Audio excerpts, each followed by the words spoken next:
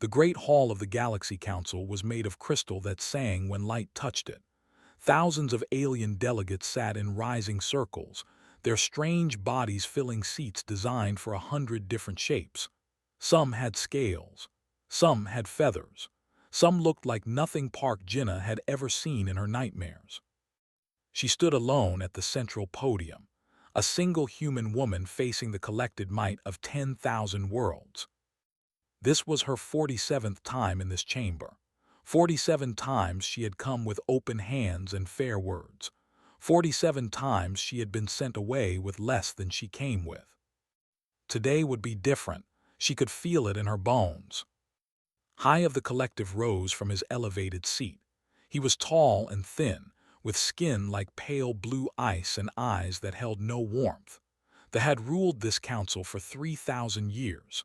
They had never learned the meaning of the word no. "The matter before us is simple," said. His voice echoed through the chamber, translated into 100 languages by the machines built into every seat. "The belt falls within natural expansion territory. The humans will surrender all mining rights immediately." Jinnah felt her aide tense beside her. Lieutenant was young, barely 30, but he had served with her for 5 years. He knew what the belt meant. It was humanity's last major resource territory. Without it, human colonies would starve within a generation. "Hi," Jinnah said, keeping her voice steady. "I have prepared a counter-proposal, a sharing agreement that would benefit both our peoples, if you would review." She held out a junior official took it, carried it up the steps, and presented it to. The High did not even look at it. He took the between two long fingers, held it up for the chamber to see, and dropped it.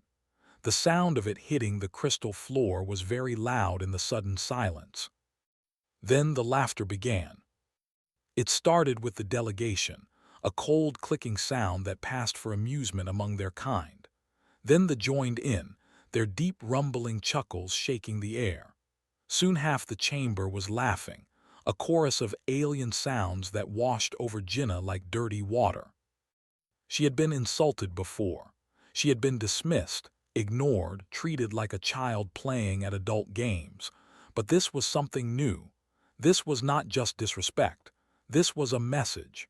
The Galaxy Council wanted humanity to know exactly how little they mattered. His hand moved toward his sidearm. Jinnah stopped him with a look.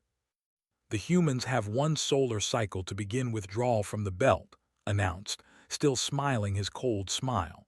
"This session is concluded." The delegates began to rise, already turning to their own conversations. The matter of humanity was settled, as far as they were concerned.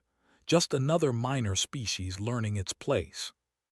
Jinnah did not move. Leaned close. "Ambassador, we should go. There's nothing more we can do here." "No," Jinnah said quietly, "there isn't." She reached up and touched the small device behind her ear. The translation implant that let her understand and be understood by every species in the galaxy. It was standard equipment for all human diplomats. A gift from the Council, given when humanity first made contact 30 years ago. A gift with strings attached, like everything else. Jinnah pulled the implant free. A small trickle of blood ran down her neck. She set the device on the podium, very gently, like a mother putting a child to bed. Then she spoke in Korean, her native language, a tongue that no alien in this chamber had ever bothered to learn. "My grandmother survived a war," she said. "She told me stories about what humans do when they are pushed too far. You have never seen it. You have only seen us trying to make peace. You have mistaken our patience for weakness." She paused, looking around the chamber. Some delegates had stopped, confused by the untranslated words, was frowning, trying to understand what was happening. "You should not have laughed," Jinnah continued. "You should not have thrown our proposal on the floor, but most of all, you should not have forgotten what we are. We are the species that split the atom and used it to burn cities. We are the species that poisoned our own world and survived anyway. We are the children of fire and war and death, and we have been very, very patient with you." She turned and walked toward the exit. Her footsteps echoed in the crystal hall like the beating of a drum. Ambassador Park, voice was sharp now, confused. This session is not concluded. You have not been dismissed. Jinnah did not stop. She did not look back. Fell into step beside her, his face carefully blank. Inside, his heart was racing.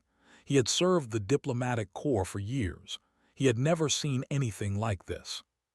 What happens now? He asked quietly. Jinnah pushed open the great doors of the council chamber. Beyond lay a corridor of white stone, and beyond that, the human shuttle that would take them home. Now, she said, they learn. Behind them, the Galaxy Council erupted into chaos. 1,000 voices shouted questions that no one could answer. In 10,000 years of galactic civilization, no species had ever walked out of negotiations. The humans had just done the impossible.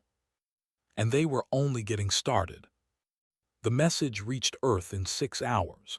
By the 7th hour, President had called an emergency session of the United Terran Assembly. By the 8th hour, every human leader in the galaxy was watching the same classified briefing. Was a small woman with hair and steady hands. She had been a soldier before she was a politician, and she had never forgotten how to stay calm when everything was falling apart. Ambassador Park's actions were not planned, she told the assembly, but they were not unexpected. We have prepared for this moment for 30 years. She pressed a button on her podium. The lights dimmed, and a holographic display filled the center of the chamber. It showed a map of human space, a small cluster of stars at the edge of the galaxy. Then the map expanded, revealing something that made several assembly members gasp. Hidden shipyards, tucked into asteroid belts and dead moons. Weapons factories built inside hollowed-out planets. Training facilities where human soldiers learned to fight in zero gravity, in toxic atmospheres, in conditions that would kill any other species. We call it the Obsidian Protocol, said. It was started by my predecessor, President Nam, the year after first contact. He saw how the council treated us. He knew this day would come. Admiral Sora stepped forward. She was tall and lean, with short black hair and a scar running down her left cheek.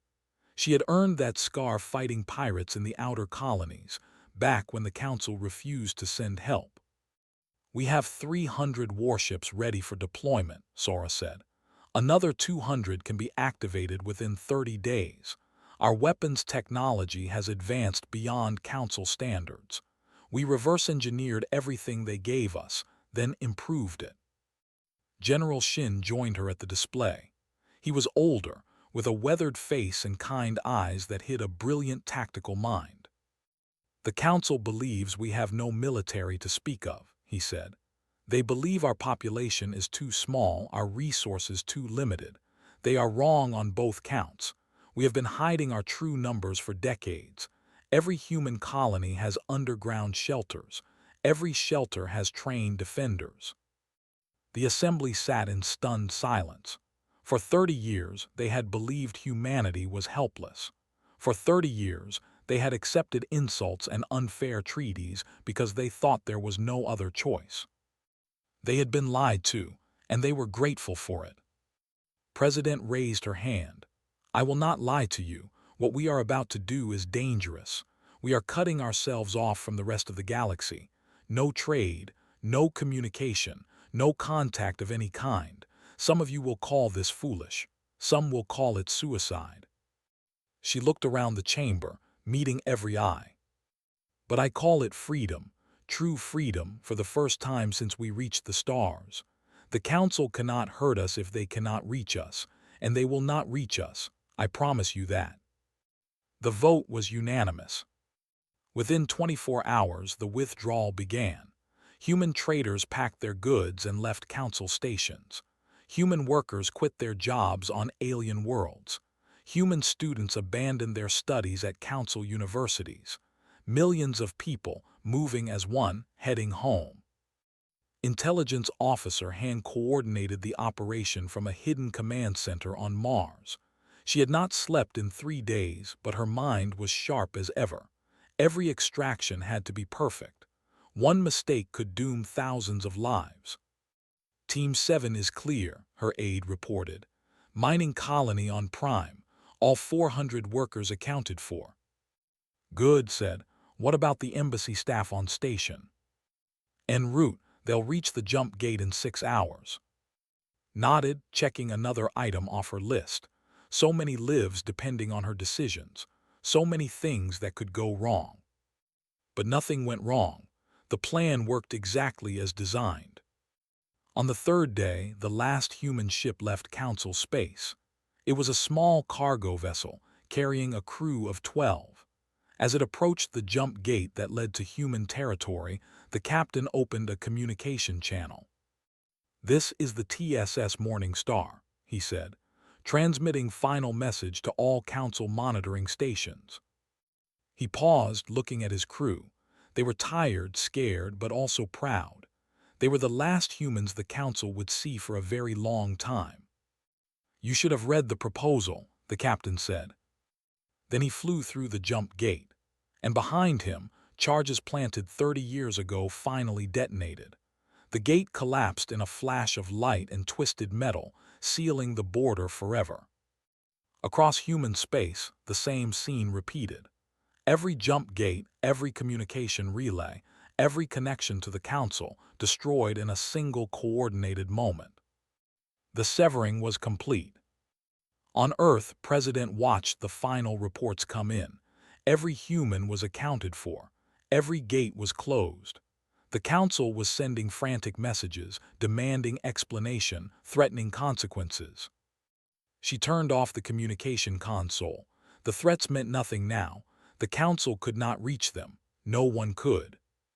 "What now?" Admiral Sora asked. Looked out the window at the night sky. Somewhere out there the Galaxy Council was panicking. Good. Let them panic, let them wonder, let them fear. "Now," she said, "we build. And when we are ready, we will show them what humanity can truly become." The stars seemed brighter than ever before. 5 years of darkness, where human space used to be. Hai stood at the window of his private chamber, staring at a star map that had not changed in 60 months. The section marked human territory was colored black now. Unknown, unreachable, a wound in the galaxy that would not heal. He was old, older than he had been when he threw that on the floor. His blue skin had faded too, and his hands trembled when he tried to hold them still. The stress of the last 5 years had aged him faster than the previous century. Everything was falling apart. The collective had taken the belt, just as they planned. But without human workers to mine it, without human ships to transport the ore, the operation was a disaster. Workers died by the hundreds in accidents that humans had learned to prevent long ago. The cost of extraction was 10 times what they expected. And that was just the beginning. Across the galaxy, economies were collapsing. The Dominion had built their wealth on human labor. Humans worked their factories, crewed their cargo ships, maintained their stations. Now they had to do these jobs themselves, and they were failing. Their people were not used to hard work. They had forgotten how. The neutral worlds were suffering too. Human traders had carried goods between distant systems, connecting markets that would otherwise never meet. Without them, shortages spread like disease. Food rotted on one planet while another planet starved. 3 colony worlds had already fallen into famine. His own people were dying, and there was nothing he could do. A soft chime announced a visitor. Of the neutral rim entered, his round body rolling slightly as he walked. Unlike most council species, they had always treated humans fairly. They were paying for that kindness now, cut off from trading partners they had come to depend on. "We must send an envoy," said without greeting. They had discussed this many times. Today perhaps would finally listen. "To what end?" asked. "We have sent 47 scout ships into human space. 31 never returned. The rest came back with damaged sensors and corrupted data. Whatever the humans have built in there, they do not want us to see it." "Then we send a diplomat, not a spy. Someone they might actually talk to." turned from the window. His eyes were tired, empty of the arrogance that had once filled them. "And what do we offer them? What do we have that they could possibly want?" Was quiet for a moment. Then he said the words that had been dreading for 5 years. "An apology." The journey took 3 months. The council chose their best diplomat, a named who had negotiated peace between warring empires. He traveled in a small ship, unarmed, broadcasting messages of peace on every frequency. For weeks there was no response. Drifted through empty space, past the wreckage of destroyed jump gates, past warning beacons that spoke in languages he did not understand. He began to wonder if the humans had simply died out, destroyed by their own isolation. Then the ship appeared. It came out of nowhere, sliding into reality like a knife through silk. Had never seen anything like it. The vessel was long and dark, covered in angles that seemed to shift when he looked at them. His sensors screamed warnings about weapons systems they could not identify. A communication channel opened. A human face appeared on his screen. She was young, perhaps 30 by human standards, with black hair cut short and eyes that held no fear. Her uniform was dark, marked with symbols did not recognize. Behind her, he could see other humans moving with quiet efficiency.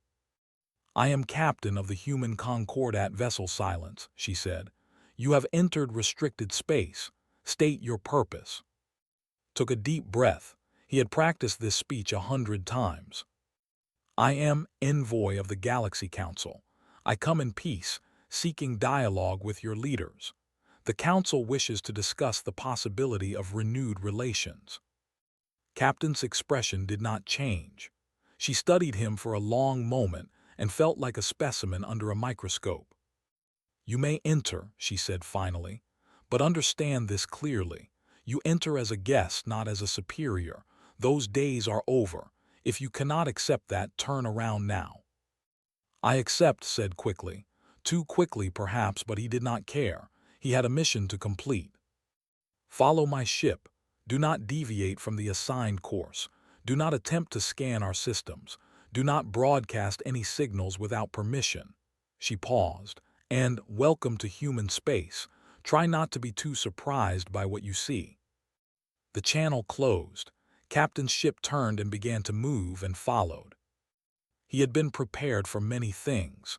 He had studied everything the Council knew about humans. He had memorized their history, their culture, their technology levels.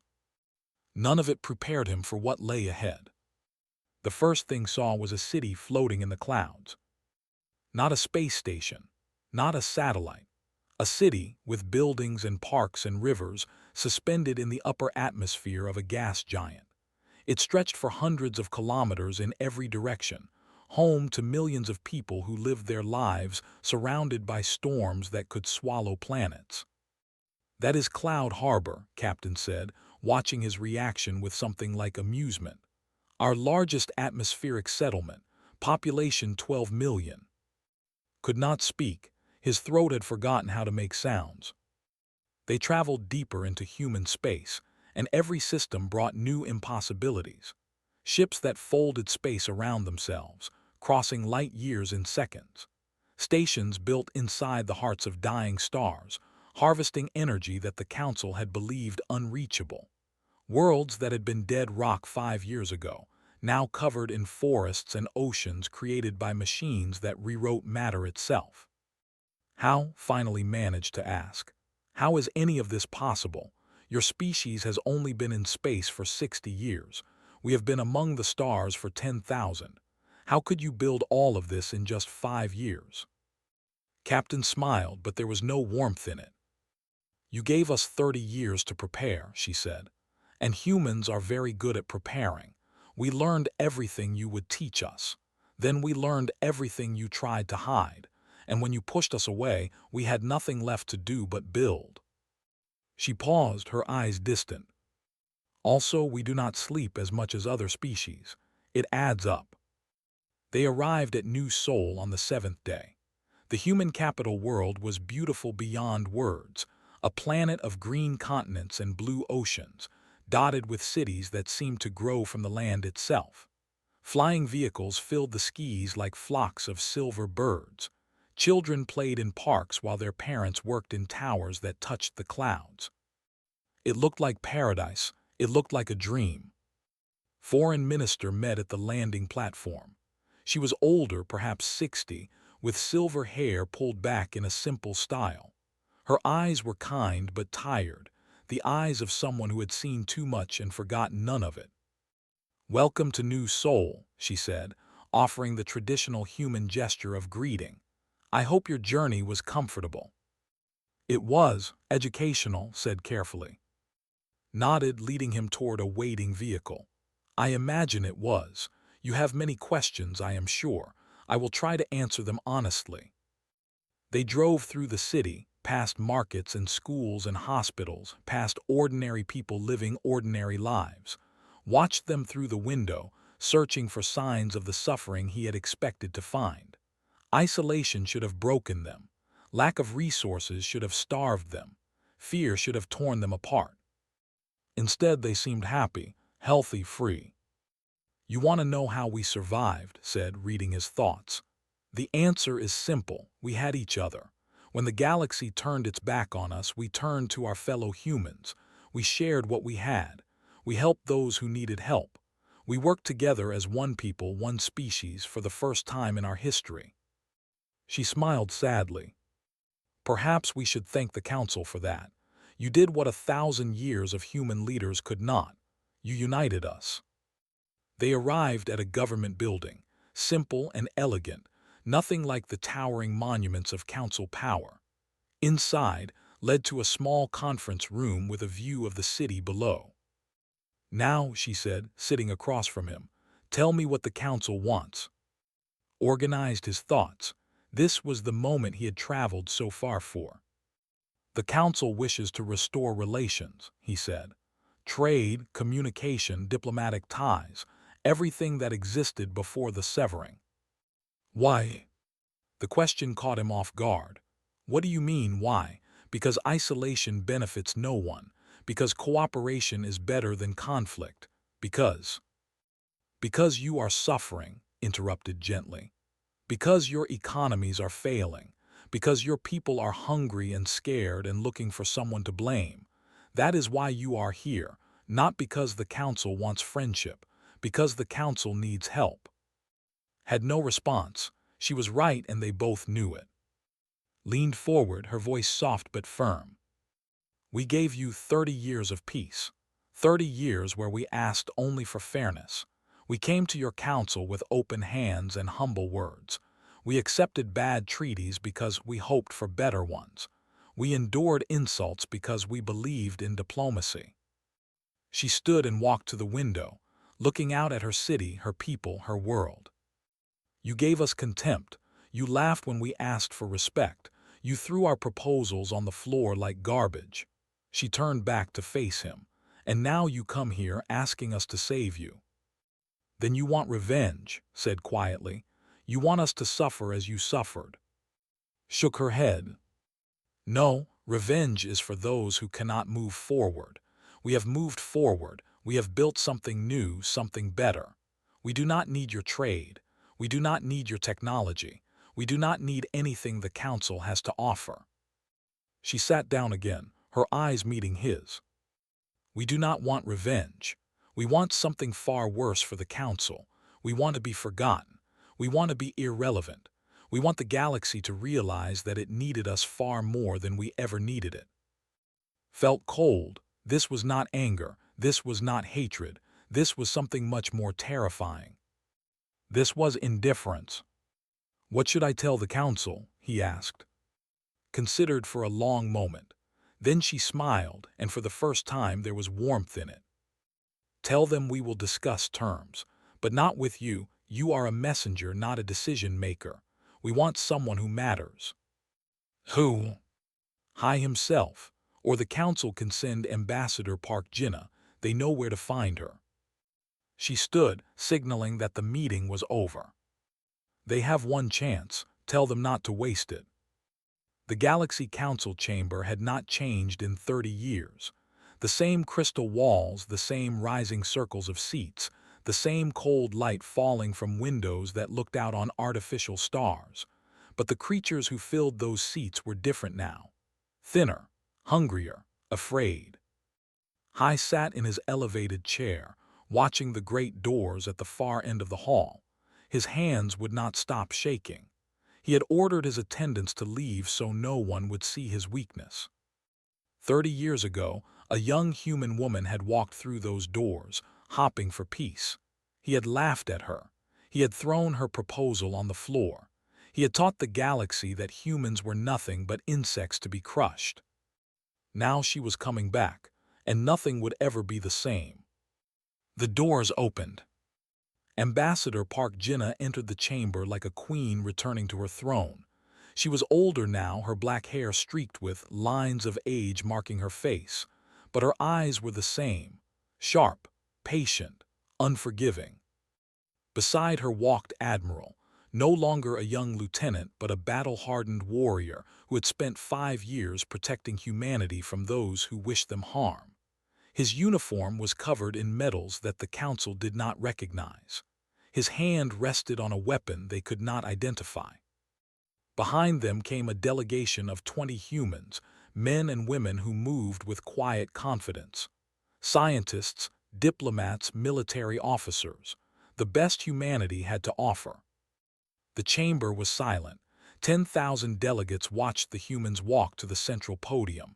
No one laughed, no one whispered, no one dared to breathe too loudly. Jinnah stopped at the same spot where she had stood 30 years before. She looked up at, and for a long moment, neither of them spoke. Then rose from his seat. His old bones protested, his muscles screamed, but he forced himself to stand.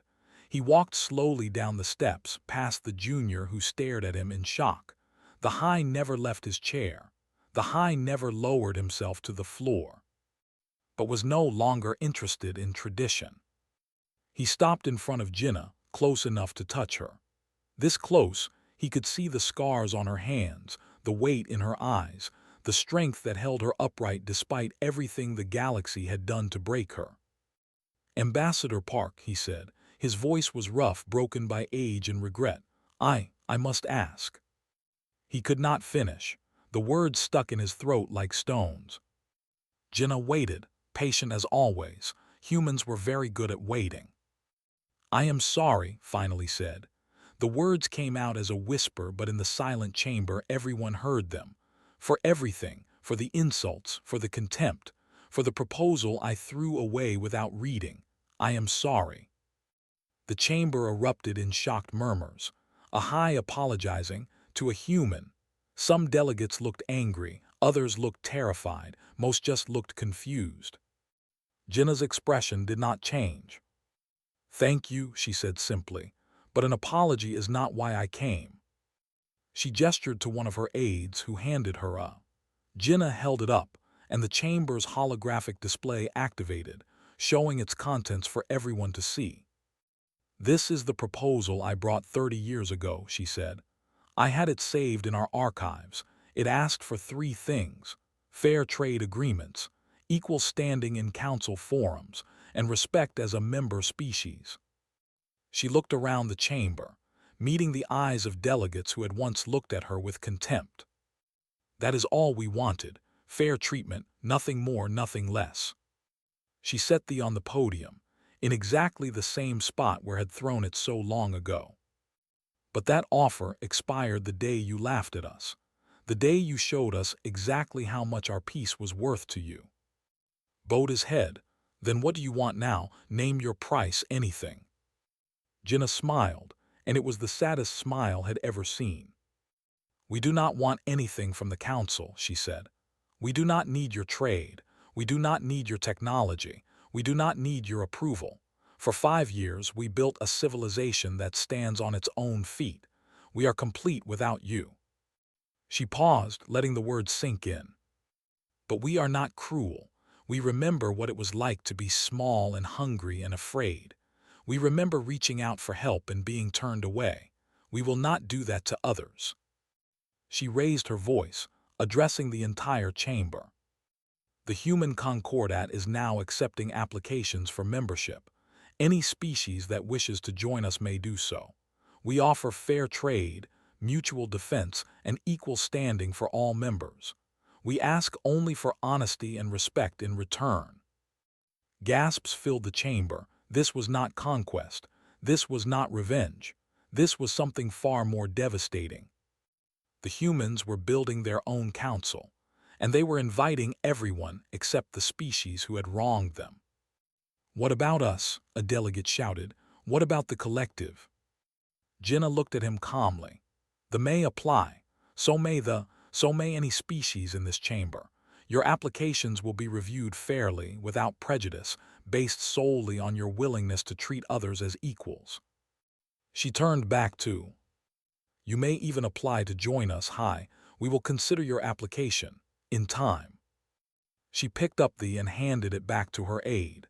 Then she turned to leave, just as she had 30 years ago. But this time she paused at the doors. "One more thing," she said over her shoulder. "The next time someone offers you a proposal, I suggest you read it." The doors closed behind her.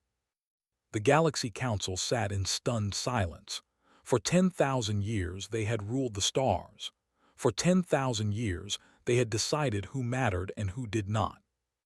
Now they were the ones waiting at a closed door, hoping to be let in. In the corridor outside, walked beside Jinnah, matching her steady pace. "Do you think they will change?" he asked quietly. Jinnah thought about the question for a long time. She thought about her grandmother, who had survived a war. She thought about all the diplomats who had come before her, trying to earn a place in a galaxy that did not want them. She thought about the millions of humans who had worked and suffered and died to build something new. "I do not know," she finally said. "But for the first time we do not need them to change. We are free, truly free." She looked out a window at the stars beyond, at the vast darkness where human ships now flew without fear. "Whatever happens next," she said, "we will face it on our own terms, as equals, as humans." Smiled. After 30 years humanity had finally won, not through war, not through revenge, but through something much more powerful. Through becoming the kind of civilization that others wanted to join. And that, he thought, was the most human victory of all.